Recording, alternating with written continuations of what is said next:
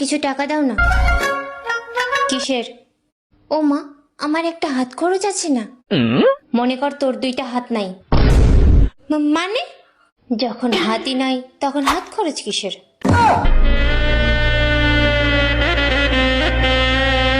এই গাধি, কালকে তোকে কতবার ফোন দিলাম, কোথায় ছিলি? টেনশনে।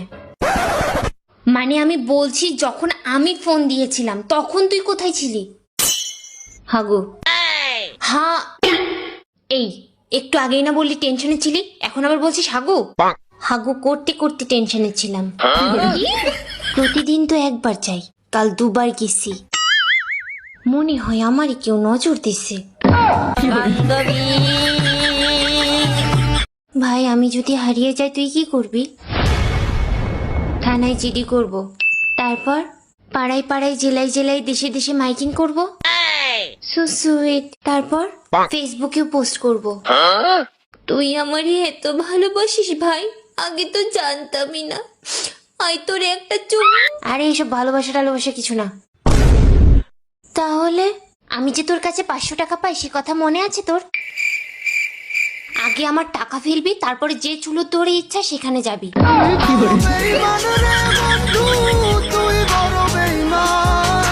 এ স্বামী না, স্বামীর তো নাম ধরে ডাকা যাইবে না। দাদা শ্বশুরে বলছে স্বামীর নাম ধরে ডাকলে হেলে বলে অমঙ্গল হয়। তাইলে কি কইয়া ডাকবো, কি কইয়া ডাকবো, কি পাইছি? এ কুত্তা খাইয়ে যা। ভাইয়া ডিমের হালি কত? 40 টাকা হালি। পাশের দোকানদার তো 30 টাকা করে বিক্রি করতেছে। আর মুরগির চরিত্র খারাপ। মুরগির চরিত্র খারাপ? মানুষের দিন যাই বুড়ে হয়, কুৎসিত হয়। তুই দিন দিন যাচ্ছিস তো পচে হচ্ছিস, সুন্দর হচ্ছিস কিসের জন্য? তুই কি খাস আর আমি কি খাই? আমি দিন দিন বুড়ি যাচ্ছি কিসের জন্য? সেটা কও। জান, তুমি যা খাও আমি তো তাই খাই। এই সেও কত সুন্দর করে কথা কয়। ওয়াল্লাহ আমি কোনে যাবো? এত সুন্দর করে কথা করছিস কিসের জন্য? আমি না স্টপ করে ফেলবো। না না জান, না, তুমি বললে কথা বলাই বাদ দিয়ে দিব। বোবা হয়ে যা, তুই কথা কষ্ট বোবা হয়ে যা। ওকে।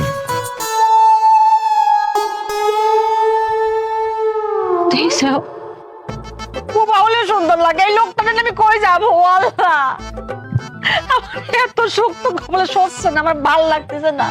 ঘরে যতটুকু সময় থাকবে এই বেটা টিভি মোবাইল পেপার নিয়ে থাকবে, আর কোনো কাজ নাই তোমার? আরেকটা কাজ আছে, তুমি চাইলে আমি করতে পারি। বউ শাসন করা, করব নাকি? তোমার কথা শুনে হাসবো না কাঁদবো বুঝতে পারতেছি না। আজ পর্যন্ত শুনছো পুরুষ নারী নির্যাতন করে শান্তিতে থাকতে পারছে? তুমি না অল্পতেই রাগ হয়ে যাও। আজকের পেপার দেখছো? চাঞ্চল্য এক ঘটনা ঘটছে। পেপারে তো প্রতিদিনে চাঞ্চল্যকর ঘটনা ছাপায়, আজকে কি হয়েছে? বউ স্বামীর পিটাইয়া মাইরা ফেলাইছে? আরে না, এবার উল্টো ঘটনা ঘটছে। এক স্বামী বটি দিয়া বউ আর 3 সন্তানরে কাইটটা আম খাওয়াইছে। আচ্ছা রশ্মি, বলো তো স্বামী কাকে বলে?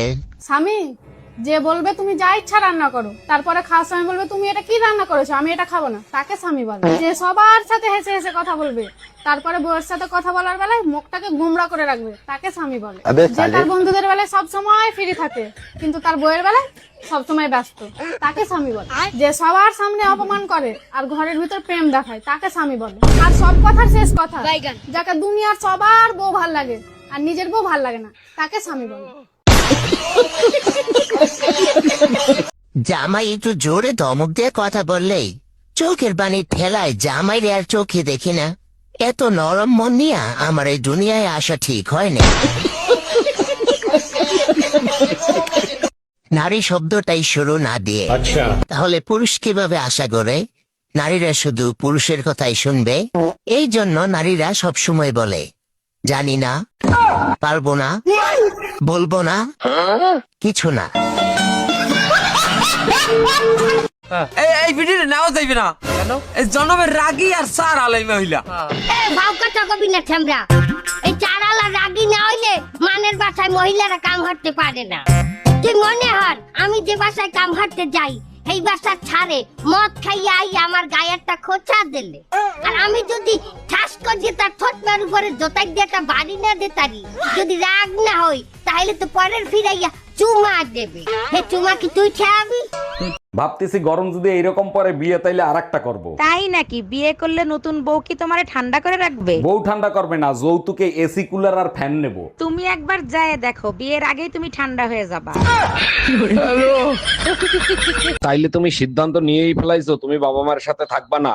সিদ্ধান্ত বিয়ের পরেই নিছিলাম, কিন্তু তোমার কথা চিন্তা করে এতদিন কিছু বলি নাই। বিয়ের আগে তো ওয়াদা করছিলা কখনো বাবা মারে সাইডে যাবা না, তাহলে এখন বেইমানি কেন করতেছো? তোমার তো মান ইজ্জত নাই, আমার তো মান ইজ্জত আছে। মানুষের কথা আমার শুনতে হয়, তুমি তো আর শোনো না। তোমার মতো নিজ ছোট লোক আমার বাপের জন্মে দেখি নাই, মানুষের কথায় তুমি বাপ মারে ছেড়ে চলে যাইতে চাও?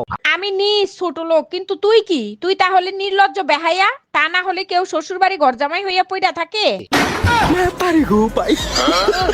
এক স্বামী বউয়ের যন্ত্রণা সহ্য না করতে পেরে এই ঠান্ডা পানিতে ডুবে মরলো। মাইশের জামাই সময় পাইলেই বউর সাথে সুখ দুঃখের গল্প করে, আর আমার জামাই সময় পাইলেই মোবাইল নিয়ে পড়িয়ে থাকে। মেয়েরা দুনিয়াতে শুধু থাল বাসন ধুইতে আসে নাই, কোনো না কোনো কারণ তো আছেই। কারণ একটাই, হেইডা হইলো তোকে মাথার উপর উঠে তাণ্ডব করার জন্য। এই তোমার সমস্যা কি? তুমি কি এখনো তোমার এক্সের সাথে সম্পর্ক রাখছো? কি সব উল্টোপাল্টা কথা বলতিছো? আমার আবার এক্স আসবে কোথা থেকে? আমি কি মিথ্যে কথা বলতেছি? জানলা দিয়ে তাকাই দেখো, প্রতিদিন তোমাকে এসে ডাকে। কতবার বলছি তোর মতো কুত্তা আমার লাগবে না, আমার দ্বারা অলরেডি কুত্তা একটা আছে।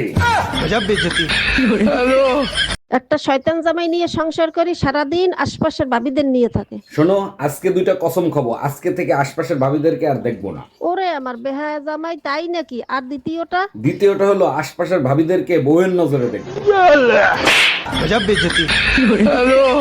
এই দুধের বোতলটা খুললে দাও তো, অনেক শক্ত, খুলতে পারতেছি না। কই দাও তো। কোথায় শক্ত? এটা একেবারে লুজ। আমাদের হাতের থেকে তোমাদের হাত অনেক শক্ত, তাই লুজ মনে হয়। আমাদের হাতের থেকে তোমাদের মুখ তো অনেক শক্ত, মুখ দিয়ে খুলতা। শোনো, পাশের বাড়ির ভাবিরে ফোন দিয়ে আমি বলবো আই লাভ ইউ। এই তুমি এইসব কি বলো? তোমার মাথা ঠিক আছে তো? ঠিক এইরকম ভাবি বলবে, ভাবিরে তখন আমি বলবো ভাবি এপ্রিল ফুল। ও আচ্ছা, এপ্রিল ফুল বানাবা? তাইলে ঠিক আছে, ফোন দাও। আরে অরুণ ভাই, আমাকে ফোন দিলেন কি মনে করে? ভাবি কি বাসায় নাই? না, ভাবি বাসায় নাই, তার জন্যই তো আপনাকে বলছি I love you. I love you too. সাবধান, ভাবি যেন জানে না, জানলে কিন্তু আপনার খবর আছে। এই জানো, এবার কিন্তু আমাদের বিয়ের 14 বছর পার হবে। বলো কি, তাই নাকি? তাহলে এবার উপহার তুমি দিবা। আচ্ছা ঠিক আছে, তুমি যা চাবা তাই দেবো, বলো কি চাও। 14 বছর সাজা খাটার পর সরকারও মুক্তি দিয়ে দেয়, তুমিও আমারে মুক্তি দিয়ে দাও। আচ্ছা ঠিক আছে, এই নাও। এই শুনছো, গরম চলে আসছে, আমি একটু মার্কেটে গেলাম, পাতলা কাপড় চোপড় কিনতে হবে। আচ্ছা শোনো, আলমারির ড্রয়ারে 2 লাখ টাকা আছে, টাকা 2 লাখ ব্যাংকে জমা করে দিয়ে এসো। আচ্ছা, ওই 2 লাখ টাকা নিয়ে যদি আমি পলায় চলে যাই, তাহলে তুমি কি করবা? যদি পলায়ে চলে যাও তাহলে এক কাজ করো, সেকেন্ড ড্রয়ারে আরো 2 লাখ আছে, ওই 2 লাখও নিয়ে যাও। বিয়ের আগে দেখতে গেছি 1000 টাকা নিছো, কি এমন খাওয়াইছো, শুধু লুডুস রান্দা দিছো। লুডুস রানতেও না করেছি তোমারে দেখিয়া, কালাচরের সাথে আমি করবো না বিয়া।